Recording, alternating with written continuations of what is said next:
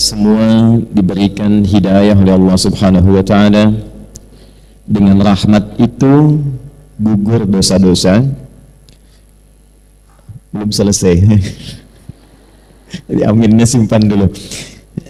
Jadi puncak rahmat Allah itu, puncak kasih Allah itu ternyata saat diberikan kepada seorang hamba itu bentuknya bukan dunia, bukan harta, bukan kedudukan, juga bukan pengetahuan. Puncak rahmat Allah ketika diberikan pada seorang hamba itu adalah ampunan dari dosa-dosa. Karena itulah ketika seorang hamba merasa berlumur dosa sehingga menyimpulkan rasanya itu agak jauh dari surga, rasanya malu untuk minta ampun sama Allah karena merasa banyak dosa begitu terkumpul. Dalam situasi itu, sifat Allah yang sempurna rahmatnya disebut Rahman, sempurna kasihnya disebut Rahim. Itu menegaskan kembali kepada hamba yang menyimpulkan tadi supaya tidak putus asa untuk mendapatkan rahmat Allah. Itu ada di Quran surah ke-39 Az-Zumar di ayat ke-53. Qul ya ibadiyalladzina asrafu ala anfusihim. Qul, viralkan Muhammad SAW. Jadi terjemahan sekarang agak mulai bergeser. Kalau dulu katakan, sekarang viral kan. Karena orang sekarang manusia akhir zaman senang yang viral-viral. Kalau sudah viral, di share, like and subscribe. Wah, jadi tinggal like ayat ini, share kemudian subscribe. Qul, viralkan Muhammad sallallahu alaihi wasallam. Ya ibadiyalladzina asrafu ala anfusihim.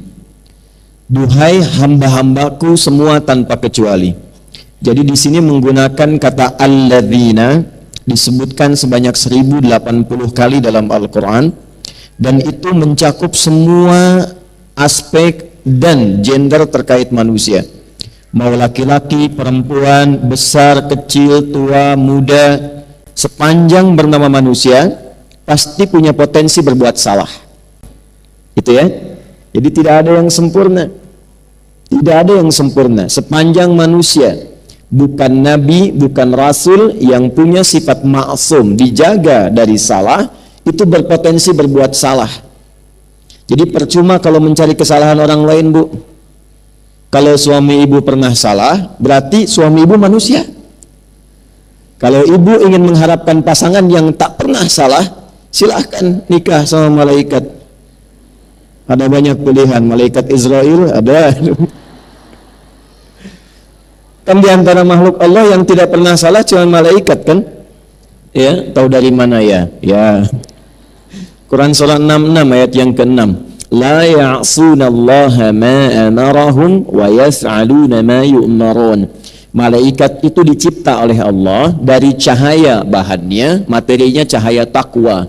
Takwa itu sifat selalu baik. Jadi malaikat tidak pernah kenal maksiat, tak kenal salah, dan mengerjakan tugas sesuai dengan tupoksi. Karena itu ibu cari keterangan, pernahkah malaikat Jibril korupsi ayat? Nggak akan ditemukan. Pasti sempurna. Itu sifat malaikat. Nah, nanti lawannya setan. Setan itu tidak pernah kenal benar. Karena itu dalam Quran malaikat disebutkan 88 kali, setan disebutkan 88 kali untuk menunjuk keberlawanan ini. Nah, manusia itu ada potensi benar, kadang berbuat salah. Dalam kesalahan itu jangan pernah menyimpulkan bahwa Allah tidak akan pernah menerima kita untuk kembali. Jangan pernah menyimpulkan bahwa Allah akan mengabaikan seakan-akan tertutup peluang surga. Kalau berada di posisi itu artinya sedang dikuasai oleh pengaruh setan. Karena hanya setan yang menyimpulkan saya salah. Itu poinnya. Nah, di titik itu pun Allah dengan kasihnya yang dalam itu masih memberikan keadilannya untuk menyelamatkan hambanya. Jangan sampai berada dalam situasi yang dikuasai oleh setan. Maka diturunkanlah kemudian ayat ini pada Rasulullah sallallahu alaihi wasallam. Qul ya ibadiyalladzina asrafu ala anfusihim. Muhammad sallallahu alaihi wasallam viralkan kepada hambaku yang merasa banyak bersalah. Dan bahkan sebagian menyimpulkan kayaknya dosanya sudah terlampau banyak deh. La taqnatu min rahmatillah. Jangan pernah putus asa untuk mendapatkan rahmat Allah Subhanahu wa taala. Rahmat di situ artinya ampunan. Dari mana taunya? Teruskan ayatnya. Innallaha yaghfirudz dzunuba jami'ah. Sungguh aku tegaskan, Allah akan mengampuni semua dosa apapun yang pernah dikerjakan sebelum nyawa sampai di tenggorokan. Nah, pertanyaan saya, kenapa saya buka dengan rahmat? Ibu kalau masuk masjid, doanya bacanya apa? Allahumma ftahli abwaba rahmatik. Ya, baik yang di dalam masjid, juga yang di luaran. Ya, saat ini insya Allah terdengar suara saya. Saat kita memasuki masjid, melangkahkan kaki apa? Kanan kan? Baik, lalu doa yang dibacakan, Allahumma ftahli abwaba, ya Allah mohon bukakan pintu-pintu rahmatmu untukku. Nah, pintu tertingginya itu ampunan dari dosa. Karena itu ketika Allah mencintai seorang hamba, yang pertama diberikan itu menggugurkan dosanya, menghilangkan kebiasaan buruknya. Itu ada di Quran surah kedua Al-Baqarah di ayat 222 di ujungnya. Innallaha yuhibbut tawwabin. Sungguh Allah sangat mencintai orang yang senantiasa mengoreksi diri untuk terus menjadi orang baik. Bentuknya tawwab. Tawwab itu sudah tahu salah, kadang dikerjakan lagi. Sudah tahu salah, kadang dikerjakan lagi. Gibah itu salah tidak, Bu? Salah. Tapi masih kadang didiskusikan kan? Oh ya, kan? Saya enggak, Ustadz, bagus, enggak kayak ibu itu tuh. Nah, kan? Nyambung ya. Nah, poinnya adalah kalau seseorang pernah berbuat salah tapi dia mau terus memperbaiki sehingga menjadi saleh dan saleha, di saat dia menemukan titik perubahan pada dirinya, turunlah cinta Allah kepadanya.